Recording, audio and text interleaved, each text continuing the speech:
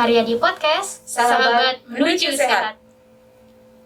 Oke, Assalamualaikum warahmatullahi wabarakatuh. Waalaikumsalam warahmatullahi wabarakatuh. Selamat datang ya sahabat sehat dalam program hari ini, yaitu program ulasan sehat. Perkenalkan, saya Fitri dan hari ini sudah ditemani oleh narasumber kita. Silakan memperkenalkan diri. Halo, terima kasih Mbak Fitri. Assalamualaikum sahabat sehat. Waalaikumsalam. Perkenalkan, nama saya Dwi Supriyatin. Saya ahli gizi atau bisa dibilang dietitian atau nutritionist di instalasi gizi RSUP Dr. Karyadi Semarang. Oke, berarti bekerja di Karyadi, saya panggilnya Mbak Dwi nih ya? Iya, Mbak betul Dwi sekali sudah... Mbak Fitri. Lebih enak Mbak Dwi ya, Mbak Dwi biar ya. lebih tetap awet muda gitu. Oke. Berapa lama nih sudah kerja jadi ahli gizi? Saya baru sekitar 16 tahun yang lalu saya mulai bekerja di sini. 16 tahun loh sahabat Iya, sehat, betul. bukan waktu yang singkat. Jadi narasumber hari ini nggak main-main ya, sudah ada pengalamannya nih. Aduh. Iya, ya langsung saja kita Iya, ngobrol-ngobrol Mbak Dwi ya. Jadi sahabat sehat, hari ini sesuai dengan tema ya dan situasi yang saat ini kita jalani gitu ya, situasi pandemi. Jadi kita akan menyajikan tema terutama masih berkenaan dengan COVID-19. Nah, untuk hari ini topik kita adalah nutrisi seimbang di era new normal atau kita sebutnya juga adaptasi kebiasaan baru ya Mbak Dwi ya. Iya, betul sekali. Era di mana kita harus membiasakan dengan kebiasaan-kebiasaan baru di masa pandemi ini ya. Banyak yang dulu orang sepelekan sekarang harus Iya, harus dilakukan dilakukan, gitu ya iya. Mbak Dwi ya. Termasuk cuci tangan ya, Betul. sering-sering cuci tangan nih. Termasuk kita juga jaga jarak nih ya dan Mbak pakai Dwi masker ya, Mbak Betul. Fitri ya. Nah Mbak Dwi, kalau saya baca berita gitu ya, mendengar tentang pandemi, situasi COVID gitu ya, kok rasa-rasanya ada peningkatan kasus gitu. Nah, Benar sekali Mbak tuh, Fitri. kalau menurut Mbak Dwi gimana sih situasi sekarang gitu kalau di Semarang? Iya, situasi sekarang itu cukup memprihatinkan ya.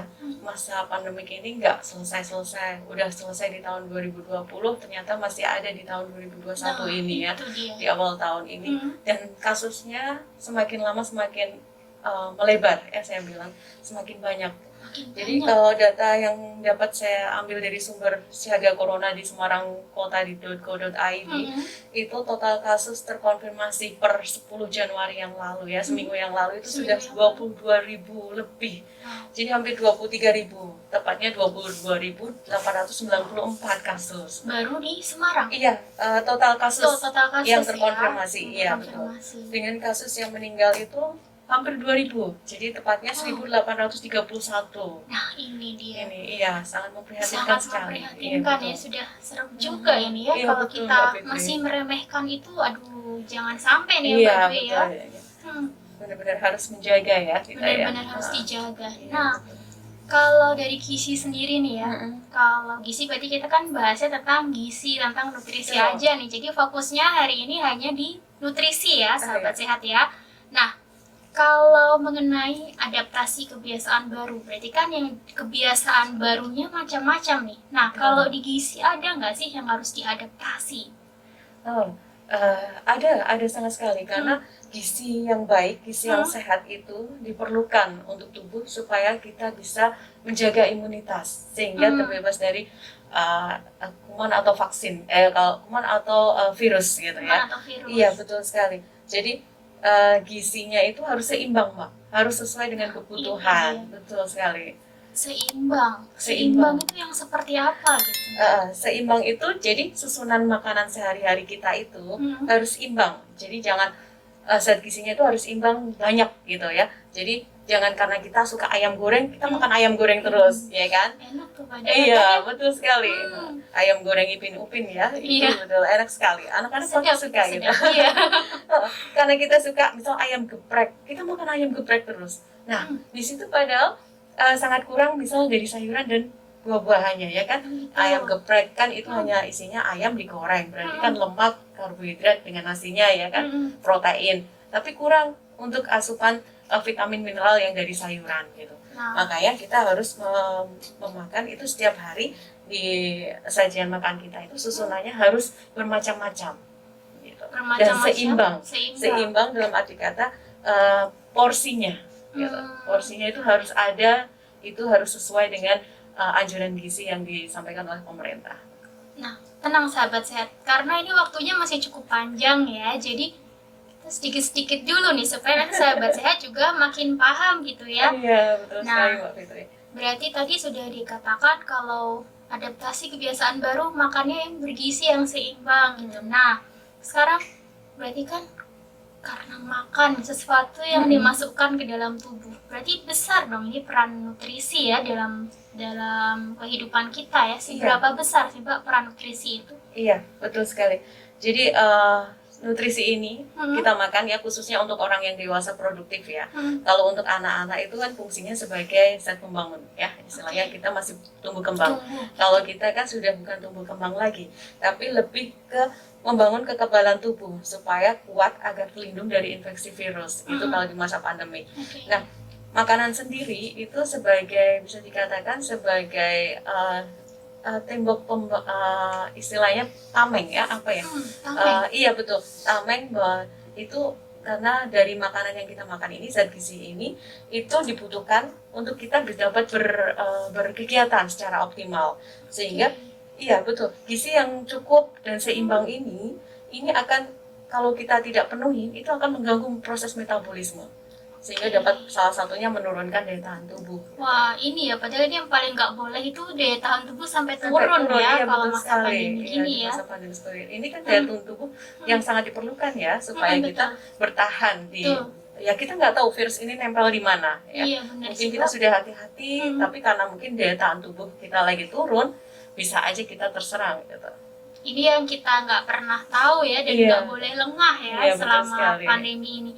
Nah, tadi kan kita bahasnya dikit-dikit nih. Tadi sudah gizi seimbang. Kalau dengar gizi seimbang itu saya sering dengar juga nih kalau gizi menggaungkan gitu ya tentang isi piringku. Oh, betul sekali Mbak Putri. Isi piringku ini seimbangnya yang seperti apa nih? Mungkin ada gambaran yang lebih jelas ya kalau kita pakai isi piringku gitu.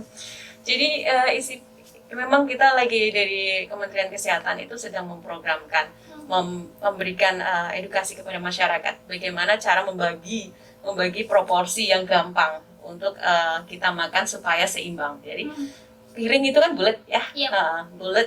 Terus kita bagi separuh dulu. Jadi separuh itu diisi seperti dari separuhnya ini ya, diisi sepertiga lauk ya, bisa hewani dan nabati. Kemudian 2/3 makanan pokok. Nasi, jagung, mie misalnya atau semacamnya. Terus kemudian separuh lainnya ya, itu 1/3 buah, 2/3 sayuran. Jadi seperti setengah dari piring itu isinya sayuran dengan buah, yang setengah lagi makanan pokok dengan lauk gitu. Jadi pada prinsipnya antara sayur dengan nasi itu jumlahnya harus sama. Jangan seperti kita sering makannya nasinya banyak, sayurnya dikit gitu kan. Nah, sekarang sayur dengan nasi proporsinya harus sama gitu. Nah, sedangkan buah dengan lauk proporsinya harus sama gitu.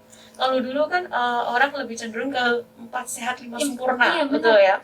4 sehat 5 sempurna itu, iya gitu. Betul sekali. Kalau tidak ada susu tidak sempurna, gitu kan? Padahal ini sekarang sudah berganti, lebih ke seimbang. Karena susu itu diminum kalau kita perlukan saja. Kalau tidak kita perlukan, kita tidak dianjurkan untuk meminum susu. Gitu. Berarti yang nggak senang sama susu udah nggak khawatir lagi. Iya, tidak usah khawatir. 4 sehat 5 sempurna lagi. Iya, betul sekali. Jadi kalau yang nggak suka susu nggak apa-apa gitu. Bisa makan dengan cara seimbang ini gitu kan. Susu itu diperlukan kalau kita memang memerlukan susu itu kan salah satu kandungannya yang tertinggi adalah protein. Jadi kalau kita memang memerlukan protein yang cukup tinggi, salah satunya adalah dengan mengkonsumsi susu yang paling mudah gitu. Betul sekali Mbak. Lalu nih, kalau kita di masa pandemi kayak gini kan, orang sering pada nggak aman nih kalau saya makan sembarangan gitu kan, sudah mulai aware, udah mulai sadar gitu ya.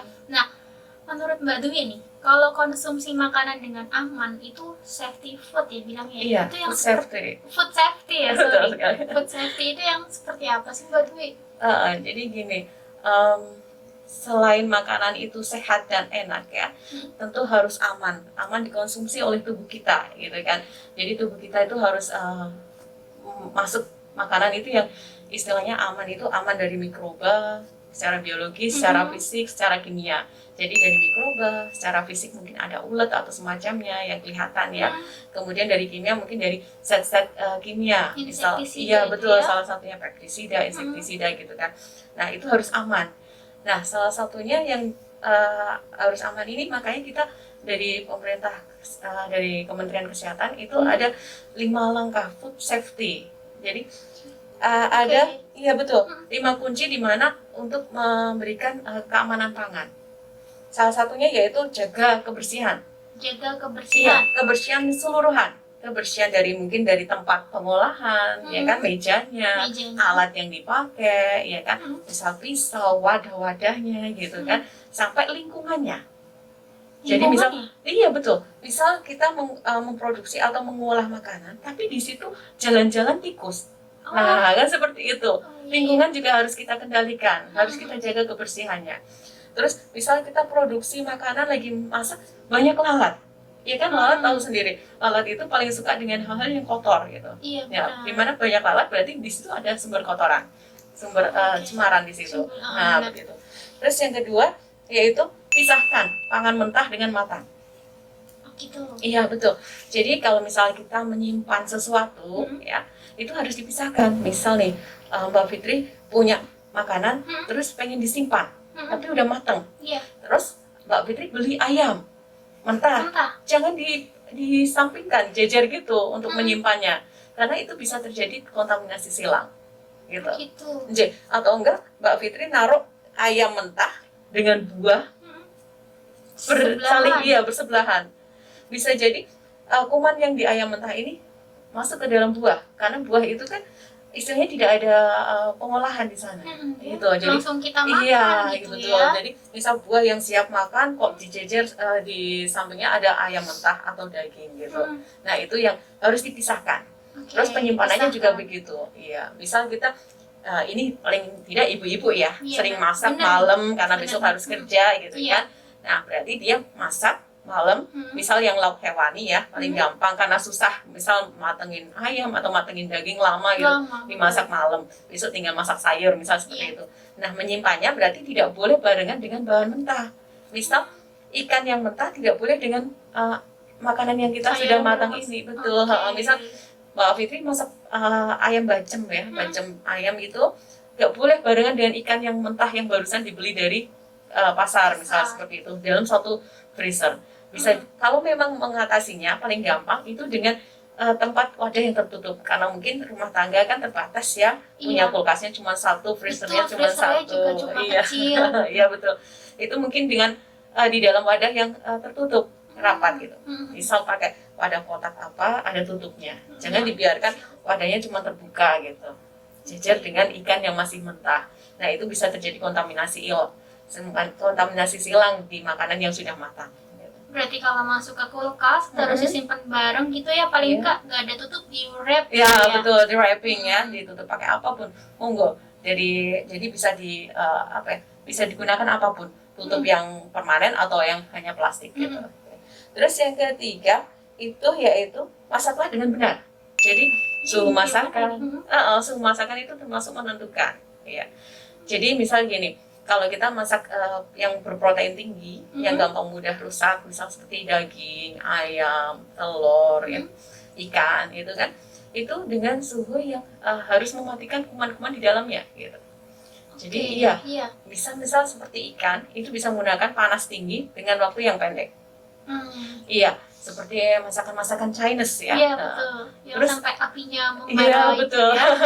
Itu waktunya pendek tapi dia dengan api tinggi. Api tinggi, iya, suhunya besar gitu ya. Atau dengan api yang rendah tapi waktunya agak panjang. Seperti kita misal merebus daging. Iya. Biar empuk ya. Iya, betul sekali.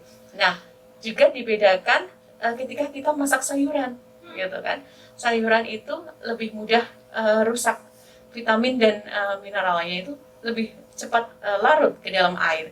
Jadi kita nggak boleh masak sayuran dalam waktu yang lama. Jadi harus Iya, betul sekali. Jadi masak dengan yang benar itu dalam arti kata kematangannya itu juga menentukan. Gitu.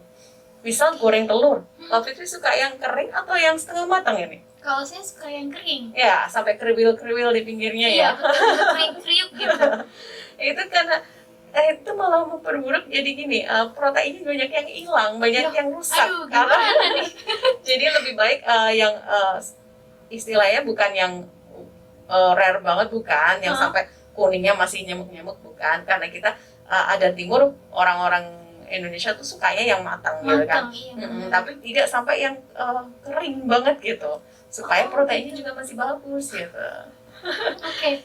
Nah, ini mungkin wah kalau ada tips begini rasanya pengen jadi satu sesi sendiri nih ya Mbak ya. Ternyata ada tips-tips yang Iya, betul. kita mungkin nggak sadar ya, dan itu ternyata favorit tapi kok ternyata nggak Nggak sesuai, nih ya. betul.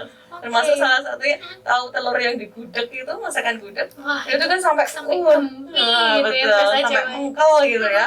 Itu kan proteinnya banyak hilang, banyak rusak karena dia direbus terlalu lama gitu. Dimasak lama kan itu supaya meresap sampai ke dalam, sampai bentuknya Sampai- lebih kecil ya daripada dalamnya yang juga sampai coklat iya gitu. betul, itu malah kurang ya, proteinnya banyak yang rusak. Memang enak di mulut, tapi ternyata di tubuh tidak diperlukan gitu. Berarti sudah nggak ada kandungan gizi gitu Iya ya. betul, bisa dikatakan kita hanya makan ya nggak ada makanan yang bisa diambil oleh tubuh gitu, Oh gitu, hanya lewat saja nih. cuma menyenangkan lidah aja ya. Menenangkan mulut dan perut ya, Iya. kenyang. Kenyang. Oke. Kemudian yang lainnya yaitu jaga pangan pada suhu yang aman. Misal nih kita habis bikin susu, ditaruh di meja gitu, dalam 2 jam baru kita minum, itu sudah rusak, sudah banyak bakteri yang tumbuh di sana. Susu bubuk nih ceritanya. Susu yang sudah dicairkan, misal udah beli susu 1 gelas gitu kan, karena kita lupa nggak diminum, udah kelewat 2 jam, terus kita minum, padahal di situ udah tumbuh bakteri yang banyak gitu. Dalam waktu 2 jam dengan penyimpanan di suhu ruang, itu bakteri mudah tumbuh. Jadi bisa dikatakan suhu ruang itu suhu di mana mikroba itu berkembang biak. Sama seperti kita manusia ya. Kalau suhunya normal kita asik-asik aja. Ternyata betul. bakteri juga sama ya. Betul sekali Mbak Fitri. Jadi kita harus hati-hati. Misal kita sudah mencairkan susu ya untuk anak ya, mungkin ya itu bisa dikatakan sudah dicairkan. Kemudian anaknya baru minum dikit, udah males, udah main aja, ditaruh. Nah, terus 2 jam, eman-eman, diminum. Nah itu sangat membahayakan. Iya, ya. jangankan untuk anak-anak, untuk yang dewasa juga begitu gitu. Jadi lebih baik kalau sudah 2 jam kita buang saja dari produksi ya. Istilahnya 2 jam dari saat produksi. Itu apakah berlaku buat susu kotak? Kadang kan kalau anak kecil kita berikan susu kotak, ya kan hanya kecil lubangnya melalui sedotan saja. Apakah itu juga berlaku untuk masa 2 jamnya? Iya, kalau misal tidak diminum lagi, mending dimasukkan ke dalam refrigerator, kulkas gitu, supaya lebih aman. Berarti suhu dingin aja nggak apa-apa, cuma tuh ditutup gitu kali ya lubangnya. Iya, diambil setanya, ditutup lubangnya lagi, masukkan. Tapi dalam 1 kali 24 jam harusnya sudah habis. Sudah habis ya. Karena itu susu itu kan pasteurisasi ya. Sebenarnya kan itu sekali minum sudah harus habis gitu. Tapi kan ada juga yang susu kotak yang besar ya, yang sampai 900 mili itu kan juga begitu. Ketika sudah dibuka, itu harus kemudian disimpan di dalam kulkas, dan lebih bagus 1 kali 24 jam sudah harus habis gitu. Jadi tahu nih saya sering banget itu nimbun susu literan itu. Betul. Enak itu soalnya. Iya, itu betul. enak banget kalau minumnya dingin. Dingin ya. Kan berarti kan ada malam ini dia dibuka dikit nih, besok pagi masih kurang dingin, besok minumnya kan suka gitu nih. Betul. Ternyata ya mungkin kalau kebiasaan orang Indonesia ya, tubuhnya itu udah kebal ya biasanya, jadi nggak bikin diare, nggak apa-apa gitu. Tapi kalau itu orang luar negeri mungkin malah bisa bikin diare kalau kelamaan disimpan gitu. Iya, di beberapa toko itu ada tulisannya biasanya Mbak. Jadi ada tulisannya kalau sudah dibuka dalam 1 kali 24 jam sudah harus dihabiskan. Karena itu bentuknya udah cair. Kita lanjut lagi nih ya Mbak ya. Sahabat sehat nih, sering nggak sih sahabat sehat itu jajan di luar? Ayo, terutama masa pandemi gini nih. Kalau nggak pandemi sih saya nggak tanya ya, tapi kalau pandemi gini jajan di luar atau makan hangout di ya, luar bareng-bareng ya. Wah. Nah, hangout kalau hangoutnya mungkin dibatasi ya Mbak. Dibatasi, Tapi ya. kalau jajannya kita beli makan di luar itu gimana sih Mbak Dwi? Iya, ini banyak sekali ditanyakan ya. Kita juga benar-benar kita sendiri juga harus hati-hati. Mungkin bosan masak atau nggak Betul. sempet masak gitu kan. Sebenarnya boleh jajan di luar, tapi kita mesti bijak memilih, ya kan. Oke. Jadi bijak memilih masakannya, memilih tempatnya juga, gitu. Hmm. Kalau memungkinkan kita makan di rumah dibungkus, ya kan. Itu lebih baik. Tapi kalau misalnya kita harus makan di situ, ya paling tidak ruangan atau tempat kita makan itu ada protokol kesehatannya, diberi jarak, disediakan tempat cuci tangan, ya kan. Kemudian masakannya sendiri yang tidak berlemak tinggi dalam kondisi seperti ini ya. Jadi kita harus membatasi penggunaan minyak, gula dan garam. Jadi misal nih Mbak Fitri lagi jalan-jalan, nggak sempet kan di rumah pengen makan di luar gitu, misal sama pasangan gitu. Terus mau lihat nih, mau ada ayam geprek ya, terus ada menu sop ikan, terus yang satu sate misalnya. Menurut Mbak Fitri, kita pilih yang mana ini? Kalau saya sih sukanya sate. Gini. Tapi kalau menurut sehatnya sih Iya. mungkin sop ikan ya. Iya, betul sekali. Jadi kita bisa apa ya? Emang saat ini mungkin kita chatting dalam 1 bulan, 1 minggu kita nakal dikit makan yang nggak bener ya. Tapi alangkah baiknya dengan kondisi yang pandemik ini kita jaga tubuh kita gitu kan. Mengurangi makanan yang terlalu manis, yang terlalu pedas, yang dingin ya kan, yang memicu misal kita bisa pilek dan lain-lain gitu. Itu beresiko ya. Iya. Betul. Jadi termasuk yang apa yang kita makan itu juga harus ya itu tadi seimbang gitu Pak. Seimbang. Kembali ke kata seimbang. Seimbang. Lebih diperhatikan lagi asupan masuk ke mulutnya gitu Iya, Mbak betul. ya. Oke, berarti boleh nggak apa-apa sih sahabat Boleh. sehat kalau kita jajan di luar, cuman ingat tadi itu ya, Harus bijak memilih. bijak memilih tempat makan ya. Ya. Kalau bisa sih makannya di rumah aja kali Iya ya Mbak ya. betul, dibungkus di rumah aja. Kan makan itu soalnya buka masker ya, Iya, dan waktunya benar. juga tidak cepat, Betul. ya kan, nggak cukup 5 menit kan, Iya. pasti ada sekitar 1/4 jam gitu. Nah itu kan resiko besar kalau kita buka masker di tempat umum gitu. Iya benar. Nah Mbak, kalau selain untuk tadi kan kita ngobrolin tentang food safety, terus isi piringku gitu. Nah ini kan lebih ke umum ya, mungkin Iya. masyarakat mendengarnya, oh ya iya ya saya butuh begini. Nah kalau untuk orang-orang yang lebih beresiko nih, seperti tenaga kesehatan, Benar sekali. dia kan sudah jelas terpapar oleh pasien-pasien yang sudah positif dengan COVID. Nah, ya. asupan gizi seperti apa sih Mbak yang perlu diperhatikan para tenaga kesehatan ini? Jadi kita yang umum ya, tanpa penyakit penyerta ya, saya mengatakannya tadi itu di pemerintah itu di Kementerian Kesehatan itu membuat pedoman. Jadi ada namanya angka kecukupan gizi. Jadi di situ dikelompok-kelompokkan. Misal seperti ini. Misal Mbak Fitri usianya berapa? Jadi di sini ada kelompok umurnya. Mbak Fitri usianya berapa? Kalau di sini saya ngaku usianya 25 tahun ya Mbak ya. Mbak Fitri usia 25 tahun. Itu berarti ikut kelompok umur yang 19 sampai 29 tahun.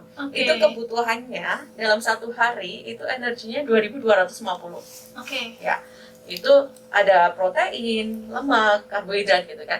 Nah, kalau ini Mbak Fitri umum, ya kan? Nah, kalau Mbak Fitri sebagai nakes, misal sebagai perawat yang di ruang isolasi. Ya, betul, yang di ruang isolasi, berarti energinya ditambah 10% dari yang kebutuhan tadi. Misal tadi 2250, berarti ditambah 10% ya. Tambah 225. Iya, berarti hampir 2500. Ya, betul sekali. Jadi nakes itu bisa harus ditambah sekitar 10% dari angka kecukupan gizi yang tadi kelompok umur itu. Paling mudahnya seperti itu. Kalau memang pengen lebih spesifik ya, lebih individu, itu harus memperhatikan berat badan, aktivitas, ya kan. Nanti kita hitung kebutuhannya berapa gitu. Nanti baru diterjemahkan ke dalam makanan. Itu kalau spesifiknya. Termasuk kalau misal ada penyakit penyertanya, misal diabetes, berarti harus memperhatikan asupan karbohidratnya, tidak boleh dari sekian persen gitu. Oke, berarti Iya. ini kalau kita bicara secara umum aja ya, karena secara per orang itu beda sekali Iya ya betul, itu kasusnya lebih ya. detail lagi gitu ya. Kita harus menghitungnya lebih detail, pendalamannya lebih lebih dalam lagi untuk personalnya. Kalau untuk pasien-pasien kita memang per individu gitu. Berarti nanti kalau sahabat sehat gitu ya, atau nakes-nakes kita ingin konsul sama teman-teman ahli gizi, boleh ya Oh, Mbak ya? boleh sekali, kita Boleh banget terbuka ya? sekali. Oke. Monggo silakan mampir ke instalasi gizi, ketemu dengan ahli gizi. Kita akan ya paling nggak berikan edukasi ya, Iya. sedikit gambaran bagaimana sih makan yang lebih seimbang gitu ya. Untuk menguatkan imun nih tentunya Iya. ya, karena kan kita bahasnya yang sekarang ini Iya, nakes betul gitu sekali, ya. Mbak. Oke. Nah, ini masih membahas kali ini, kita kembalinya ke umum lagi nih. Pandemi seperti ini, perlu nggak sih kita minum suplemen tambahan atau vitamin-vitamin tambahan? Dengan kalau kita kasusnya sudah makan seimbang. Seimbang. Mm-mm. Kalau makan, jadi intinya adalah makan cukup dan seimbang. Kalau sudah cukup, misal Mbak Fitri sudah sesuai dengan isi piringku yang tadi, dengan porsi-porsinya dalam satu hari, tidak perlu untuk tambahan suplemen vitamin gitu. Tapi beda kalau kondisinya Mbak Fitri, mungkin kok saya bersin-bersin terus ya. Nah, mungkin bisa ditambah vitaminnya sebagai suplemennya. Iya, mungkin bisa ditambah vitamin C-nya gitu kan. Itu bisa ditambah. Atau mungkin kondisinya terpapar mataharinya lebih sering, ya kan? Misal yang kerja di lapangan, wirawiri ke sana sini. Iya. Nah, itu mungkin perlu suplemen tambahan gitu. Atau yang mungkin seperti yang teman-teman yang di ruang isolasi yang ketemu langsung, mungkin juga perlu suplemen tambahan gitu. Jadi kalau kita yang mungkin ibu rumah tangga hanya di rumah gitu kan, ngurus anak gitu, kalau makanannya sudah cukup, saya rasa tidak perlu. Atau teman-teman yang lagi WFH gitu Iya, jangan betul, di rumah jangan. nih, stay at home gitu. Iya betul, itu saya rasa tidak diperlukan lagi untuk dia menambah dengan suplemen vitamin atau mineralnya. Asalkan makannya Asalnya, sudah gizi iya. seimbang. Asal makannya sudah gizi seimbang. Oke. Nah, bisa nggak sih Mbak memberikan contoh nih, mungkin sahabat sehat biar ada gambaran menu sehari-hari yang dikatakan sesuai dengan gizi seimbang. Misalnya pagi saya makannya apa nih, terus nanti perlu siang makannya apa gitu. Oke, saya ada bawa gambar Mbak Fitri kalau mau lihat ya. Wah, Jadi ini, Nah, ini sudah misal nih, dibawakan gambar sahabat sehat. ini contoh menu satu hari. Jadi ini misal sarapan pagi. Paling gampang nasi goreng ya. Paling Ada cepat ya. betul. Ada nasi gitu kan, kita bikin yang gampang. Cuman bedanya apa coba kalau nasi goreng ini dengan nasi goreng Pak? Kita sebut merek loh tadi Mbak. Oh iya Mbak. Titit ya Mas. Iya. Wah, ini kalau dari gambarnya tentunya sudah ada lauknya ya sahabat Iya, sehat ya. betul. Ada sayurnya. Ya ini dia sayurnya gitu kan. Oke. Iya, ini ada sayur. Jadi mungkin kita lebih bijak misal lihat nasi goreng. Biasanya kita isi dengan hanya daging, seafood, atau mungkin jeroan yang suka jeroan gitu kan. Nah, Nikmat itu, ini Mbak. kita ganti dengan sayuran. Terus kita kurangi penggunaan kecap, misal seperti itu, ya kan? Karena kecap dan garam itu fungsinya sama. Iya, di dalam gitu. garam itu banyak, di dalam kecap Kecap? itu banyak garamnya, gitu. Karena Kenapa natriumnya ya? cukup tinggi. Iya, untuk Oh, memproduksi oke. kecap biar manis itu perlu garam yang banyak. Seperti itu. Ini misal sarapan paling gampang. Terus jangan lupa ditambah proteinnya, gitu kan? Ada telur atau mungkin ayam, gitu. Itu ada Jadi- potongan-potongan daging gitu Iya, ya. jadi lebih ditambah lagi mungkin ada lalapan, ya kan? Iya. Ini lebih seimbang lagi gitu. Nah, boleh sih sekali makan nasi goreng. Kemudian untuk selingannya, jadi kalau biasanya kita itu kan makan 3 kali, ya kan? Di antara makan itu harus ada yang kita cemil. Tapi kita bagaimana memilih cemilan yang sehat? Nah, Misal nih, untuk selingan paginya kita bikin ada salad buah, ya kan? oke. Mau buah potong, mau salad buah, monggo. Itu gitu boleh. Boleh, Oke. boleh. Lebih bagus. Mau jus boleh, tapi mengurangi gula. Hahaha, Iya. Hahaha. Kalau suka, jusnya rasakan dengan asli rasa buahnya itu. Ini paling gampang supaya kita bisa makan macam-macam buah, rujak, tapi nggak usah pakai sambal. Jadi hanya buah-buahannya Buahnya saja. aja. Iya betul. Itu sangat tinggi serat, vitamin dan mineral di dalamnya. Kemudian makan siangnya, karena mungkin kita bisa beli atau kita bikin sendiri masak yang lebih warna-warna ya. Itu mungkin ada sayur asem dengan nasi, mendoan, kemudian ada daging atau daging, misal daging empal atau semacamnya.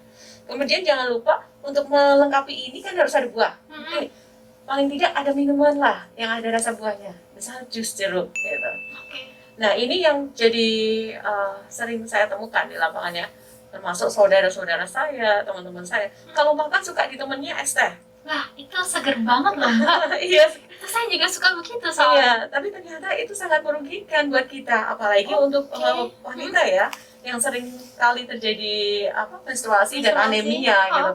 Nah, teh yang kita minum itu bersamaan dengan makan besar itu ternyata menghambat penyerapan Fe di dalam tubuh. Jadi eman-eman sekali. Mending kita pakai air putih atau pakai jus buah. Nah, di dalam buah ini kan ada vitamin C. Nah, itu yang membantu penyerapan Fe yang ada di dalam makanan untuk tubuh kita. Jadi sangat mungkin bisa untuk teman-teman, apalagi khususnya wanita ya. Nah, catat nih sahabat sehat. Itu tolong kalau makan jangan ditemani teh, gitu. Tapi temaninya air putih mineral biasa aja atau mungkin jus boleh. Gitu. Terus untuk snack sorenya, snack sore. Ini ada 2. Ini saya contohkan penambahan 10% pada tenaga kesehatan yang terpapar COVID langsung ya. Itu bisa ditambah 10%. Contohnya seperti ini. Jadi misal dia ada susu dengan roti. Kalau kita yang tidak terpapar langsung atau tidak sebagai nakes, kita boleh pakai yang misal ini. Pakai yang kacang edamame atau kacang tanah rebus gitu. Karena di situ nambah protein gitu. Nambah serat gitu kan. Iya, betul. Di sini juga ada mineral-mineral yang ada di dalam kacang-kacangan. Gitu. Itu salah satunya. Kalau yang nakes bisa nambah ini, tapi kalau kita nggak perlu nambah yang susu dengan roti, terlalu berat ya. Itu tenaganya nanti malah tambah gendut ya. Kemudian yang malam misal nih, ini ada saya perkenalkan, ini adalah nasi merah. Iya. Nasi merah. Enggak, nasi merah itu salah satunya mungkin orang Indonesia nggak terlalu suka ya, karena rasanya lebih hambar, seret gitu kan. Tapi dia seratnya memang tinggi gitu. Dan indeks glikemiknya juga lebih rendah daripada nasi putih. Jadi untuk pasien-pasien di EDM gitu lebih bagus sih memang pakai nasi merah gitu. Tapi secara karbohidratnya sama nilainya. Sama ya. Iya, tetap harus diperhitungkan beratnya ya kan. Jadi misal nasi merah, sop ikan, ada tumis sayuran, terus ada buahnya juga gitu. Selalu itu ya. Karena buah dan sayuran, iya betul. Sayurannya juga lihat porsinya sayuran dengan nasi sama. Di dalam piringku gitu. Iya, jadi jumlahnya harus banyak juga sama dengan nasi. Jangan misal kita beli ramesan, nasi, sayurnya kan dikit. Iya, sayurnya dikit. Nah, mending kita beli nasi, terus beli sayurnya sendiri. Misal kalau kita mau beli ya. Misal sayur asamnya dipisah, kan dapatnya lebih banyak ya. Misal 3.000 aja udah banyak gitu ya. Itu contoh menu dalam satu hari kita. Kalau misal nih, biasanya ibu rumah tangga, nggak mungkin dong saya tiap makan ganti menu. Iya, ganti menu, masak terus. Iya betul, nggak apa-apa masakan satu hari itu. Yang penting saya bilang tadi, hati-hati kalau misal itu yang mudah busuk, yang mudah rusak, protein tinggi. Misal dari pagi bikin ayam bacem tadi, misal sudah dimakan pagi, kan untuk mau siang, masukkan ke kulkas dulu, nanti dikeluarin seperlunya untuk makan siang dipanasi. Iya, kalau sayuran saya rasa tidak perlu dipanasi. Kalau sayuran kalau bisa bikin baru, tapi kalau lauk boleh.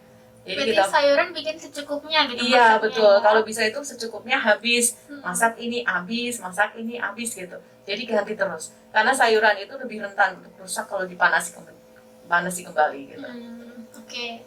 Memang harus ribet ya kalau jadi ibu ya, demi kesehatan. Terutama ini kan masa pandemi ya, harus lebih aware dengan tubuhnya gitu. Benar sekali Mbak Fitri. Kita memang lebih lagian ini ya, mengisi waktu di rumah.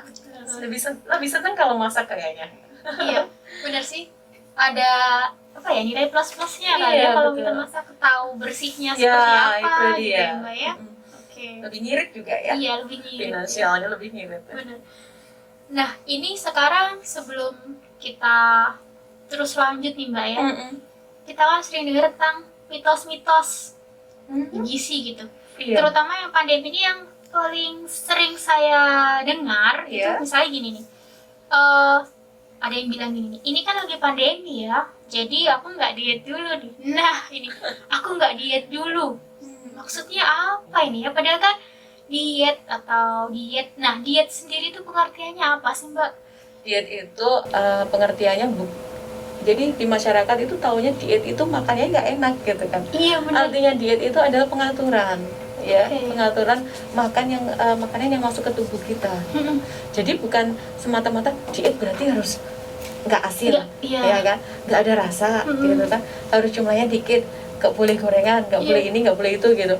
Padahal nggak, namanya makanan kalau kita berikan sesuai dengan ukuran kita ya, sesuai kebutuhan gitu, itu sudah namanya diet gitu. Oke. Jadi misal seperti ini, orang yang kegemukan pengen menurunkan berat badan, ya kan, terus kemudian dia diet ketat. Nah, Betul. dia mengatur asupan makanannya itu benar-benar seminimal mungkin. Ya, Betul. ini yang tidak dianjurkan gitu dalam masa pandemi seperti ini. Oke, Karena betul. ketika mungkin dia hanya minum suplemen atau semacamnya ya. Iya benar. Kan banyak sekarang suplemen banyak. yang berserat gitu Betul. kan. Dia hanya minum itu dalam sehari 3 gelas, 4 gelas gitu. Nah, itu kalau tidak di masa pandemik itu juga tidak dianjurkan, apalagi di masa pandemik. Kan tadi saya bilang kalau asupan kita kurang, otomatis metabolisme tubuh itu berubah. Sehingga daya tahan tubuh bisa menurun gitu. Jadi diet sendiri kalau pengen menurunkan berat badan ya harus memang ada aktivitas lain makanan, dan kita tetap harus makan seimbang. Betul. Mungkin porsinya yang dikurangin, yang biasanya dia 1 piring sampai 300 gram nasi, ya itu kita potong jadi 150, tapi kita tetap mengkonsumsi nasi gitu. Itu jadi caranya adalah tetap mengkonsumsi makanan yang seimbang, cuman porsinya, jadi gramnya itu yang dikurangi. Tapi untuk tatanannya ini, misal sayur harus sama dengan ini harus sama, harus seimbang juga gitu. Nah kemudian kalau ada yang begini, mumpung pandemik saya nggak diet, jadi makan sebanyaknya malahan. Itu gimana tuh Mbak? Itu juga membahayakan, sehingga malah bisa jadi kelebihan ya, excess gitu, jadi overfeeding. Kemudian bisa menjadikan kegemukan. Nah kegemukan ini jadi masalah juga kalau pandemik. Masalah jadi, baru ya. Iya, malah jadi masalah baru karena kalau kita kegemukan itu juga komorbid kan. Iya benar. Ya, itu juga dapat menurunkan daya tahan tubuh gitu. Jadi memang kita harus seimbang, nggak boleh lebih juga nggak boleh kurang gitu. Iya. Wah ini Mbak, kelihatannya kok seru banget karena kita dibatasi oleh waktu gitu ya. Sayang sekali. Jadi sayang sekali ya sahabat sehat. Mungkin nanti lain waktu ya kita akan sering ketemu sama gizi gitu ya Mbak ya. Iya, Kita akan kupas, kita akan ulas lebih dalam per tema gitu ya. Jadi kan sahabat sehat akan lebih paham juga, dan tentunya teman-teman gizi juga, aduh aku nggak keburu-buru nih ngejelasinnya gitu ya. Nah betul Mbak Fitri, karena gizi itu tiap hari ya hampir kita pasti makan gitu kan. Iya benar. Jadi, kita masukin makanan gitu ya ke tubuh ya. betul. Dan kalau kita tahu apa yang kita makan, itu kan ada yang bilang you are what you eat gitu ya. Betul sekali. Kita kenalan dulu sama makanan gitu, baru nanti kita bisa sayang sama makanan, betul. sayang sama tubuh gitu ya Mbak ya. Betul. Oke Mbak Dwi, nggak terasa ya ternyata kita sudah cukup lama ini ngobrol-ngobrolnya ya. Mbak Fitri ya. Dan aduh sebenarnya rasanya masih kurang nih ya, masih banyak yang bisa digali lebih dalam sebenarnya. Iya betul. Cuman untuk kali ini bisa saya simpulkan dulu nih Mbak Dwi. Jadi di masa pandemi ini terutama kita sebaiknya makan yang seimbang. Betul sekali. Nah, patokannya pakai isi piringku tuh ya, yang paling gampang ya. Lalu kemudian tetap jaga pola makan. Dan tadi yang bikin saya tertarik itu diet ya. Diet itu bukan berarti mengurangi atau mengurangi makan secara signifikan secara ketat, tapi mengatur ya. Mengatur pola makan, tetap memperhatikan keseimbangan. Nah, sebenarnya ini ya banyak banget yang harus kita bahas lagi, cuman aduh sekali lagi waktu ya Mbak ya. Iya. Jadi Mbak Dwi, kalau kita undang lagi ke sini jangan kapok loh ya Mbak. Dengan senang hati insyaallah ya. Ya, mungkin temanya bisa lebih dalam lagi gitu ya, kita bahas, kita kupas lebih detail lagi satu persatu gitu ya. Dan sahabat sehat, sekian ya untuk perbincangan kita pada kali ini ya, pada hari ini dalam program Ulasan Sehat. Kita akan ketemu lagi dalam program Ulasan Sehat dengan tema yang nggak kalah seru lagi ya. Bisa dengan ahli gizi juga atau dengan profesional kesehatan yang lain. Dan tentunya stay tune terus gitu ya. Jangan sampai dilewatkan episode-episode selanjutnya. Saya Fitri. Saya Dwi. Terima kasih atas kebersamaannya ya pada episode kali ini. Karyadi Bangga melayani. Dadah.